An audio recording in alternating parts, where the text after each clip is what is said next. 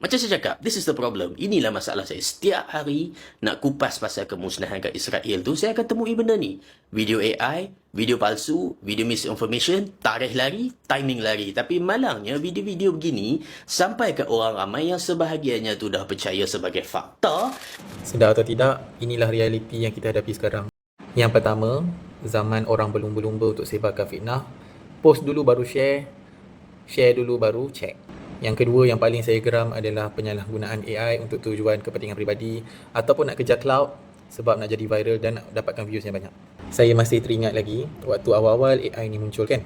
Kita semua berlumba-lumba nak try itu, try ini. Sebab kita percaya masa tu, setiap kali ada AI baru muncul je, ia datang sekali dengan peluang untuk kita jadi lebih kreatif, lebih produktif dan lebih strategik lah dalam cara pemikiran dan juga gerak kerja kita.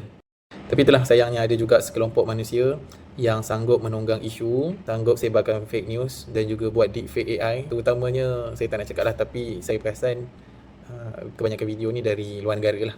Okay? Bukan di Malaysia lah. Saya harap tuan-tuan perempuan semua lebih cakna. Jangan terima video ataupun mungkin gambar tentang isu semasa dunia ni sekarang ni, terutama yang makin meruncing ni. Janganlah terima bulat-bulat. Kita sedidiklah dahulu sebelum kongsi. Kita jangan jadi taksub sangat juga. Sebab nak tak nak, kadang-kadang benda yang kita percaya tu rupanya salah.